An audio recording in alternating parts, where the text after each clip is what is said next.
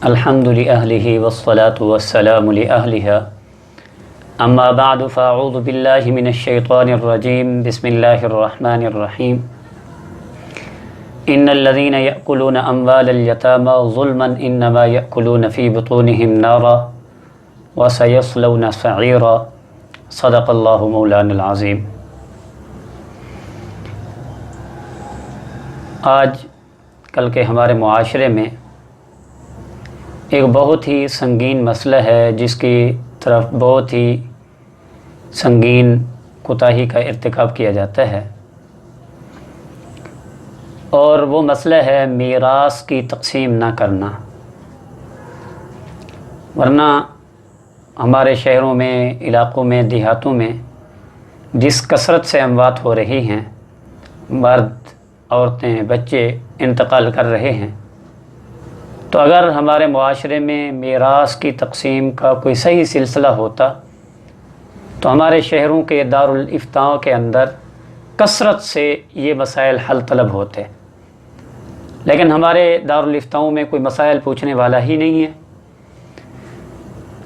قرآن و حدیث کی روشنی میں جب کوئی آدمی انتقال کرتا ہے، فوت ہوتا ہے، تو اس کے ترکے میں 4 حق ترتیب کے ساتھ متعلق ہو جاتے ہیں، 4 حقوق کا اس کے ترکے سے تعلق ہو جاتا ہے۔ ان میں پہلا نمبر ہے اس کے ترکے میں سے اس کے درمیانے درجے کا کفن دفن کا انتظام کرنا، درمیانے درجے کا، نہ بالکل اعلیٰ اور نہ بالکل گھٹیا ادنا، بلکہ متوسط درجے کا کفن دفن کا انتظام کرنا، یہ پہلا حق ہے میت کے ترکے میں، میت کے ترکے کے ساتھ جو متعلق ہوتا ہے۔ ہاں، اگر کوئی اعزاء اقرباء میں سے، رشتہ داروں میں سے، دوست احباب میں سے کوئی اپنی خوشی سے اس کے کفن دفن کا اپنی جیب سے انتظام کر دے تو یہ بھی جائز ہے۔ اور دوسرا حق جو میت کے ترکے سے متعلق ہوتا ہے وہ ہے اس کے قرضوں کی ادائیگی۔ کفن دفن سے فارغ ہونے کے بعد جو بقیہ ترکہ ہوگا اس میں سے اس کے قرضوں کی ادائیگی کی جائے گی، اور قرضوں کی ادائیگی کے اندر اگر اس نے زندگی میں اپنی بیوی کا مہر اس کو ادا نہیں کیا تھا تو وہ بھی قرض میں شمار ہوگا، وہ بھی بطور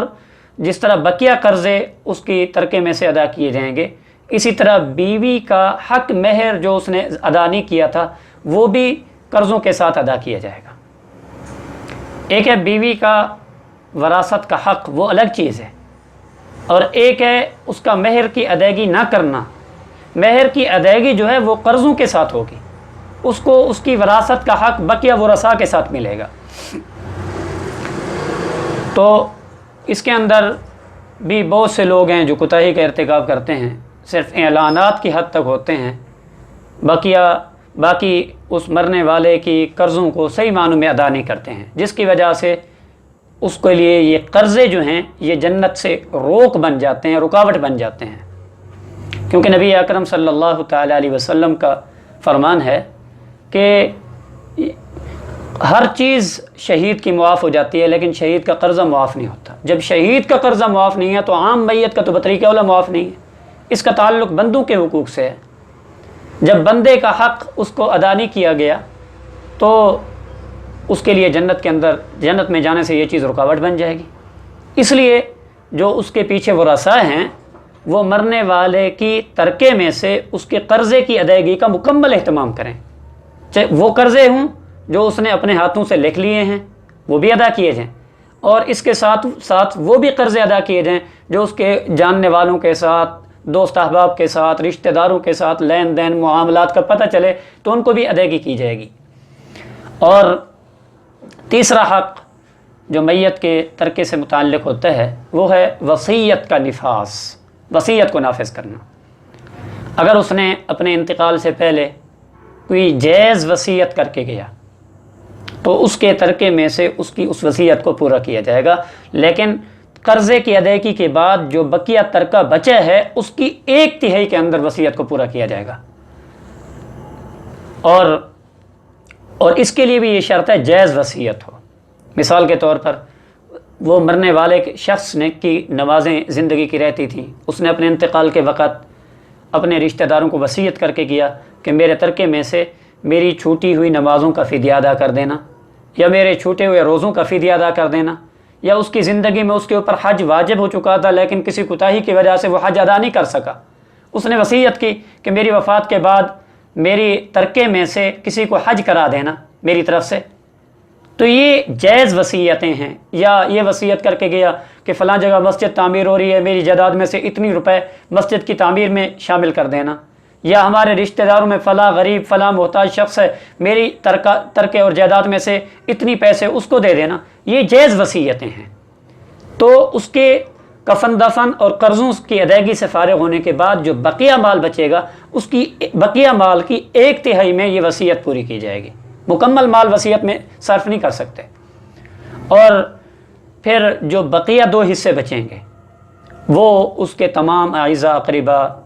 جو موجود ہیں ان کے درمیان شریعت کے اصولوں کے مطابق تقسیم کیا جائے گا۔ آج کل ہمارے معاشرے میں یہ ہے، پہلے تو تقسیم کرتے نہیں، وراثت کی صحیح تقسیم نہیں کرتے، بہنوں کو محروم کر دیا، والدہ کو محروم کر دیا، جس کے حصے میں جو اپنے بڑے کی جائیداد کا جو حصہ آتا ہے وہ اسی پہ قابض ہو کے بیٹھ جاتا ہے، جس کی وجہ سے یہ ظلم ہے، ظلم کا ارتکاب ہے۔ اس کے اندر جو خواتین ہیں ان کو بھی، اس کی بیٹیاں ہیں یا بیوی ہے بیوہ ہے، اس کو جو ہے اس کا حصہ وراثت کا نہیں ادا کیا گیا، یہ ظلم ہے۔ اس مرنے والے کی اولاد میں سے جو یتیم نابالغ بچے ہیں ان سے پوچھے بغیر بڑے جو ہیں بڑی عمر کے وہ اس پر قبضہ کر کے بیٹھ گئے، جس کی وجہ سے یہ ظلم ہے۔ اللہ پاک نے قرآن کریم کی اس آیت کریمہ میں فرمایا ان الذین یأکلون اموال الیتامی، کہ جو لوگ یتیموں کا مال کھاتے ہیں ظلما ناحق، انما یأکلون فی بطونہم نارا، وہ اپنے پیٹ میں جہنم کی آگ کے انگارے بھر رہے ہیں، وسیصلون سعیرا، ان قریب وہ دہکتی ہوئی آگ کے اندر داخل ہوں گے۔ تو اتنا بڑا سخت وعید ہے نبی اکرم صلی اللہ تعالی علیہ وسلم نے، جو اللہ تبارک و تعالی نے قرآن کریم میں جو ارشاد فرمائی ہے۔ تو اس سے بچنے کے لیے یہی ہے کہ شریعت ہمیں ہمارا جو حصہ دیتی ہے صرف ہم اپنے حصے کی بقدر ہی لیں، علماء کرام سے رجوع کریں، مفتیان کرام سے رجوع کریں، مسائل پوچھیں، اور مسائل پوچھنے کے بعد اس کے مطابق زندگی گزاریں، تاکہ وہ انتقال کر جانے والے شخص کی روح بھی خوش ہو اور ہم بھی اپنی ذمہ داری سے بری ذمہ ہو جائیں۔ اللہ تبارک و تعالیٰ سے دعا ہے اللہ ہم سب کو عمل کی توفیق عطا فرمائے۔ وآخر دعوانا الحمد للہ رب العالمین۔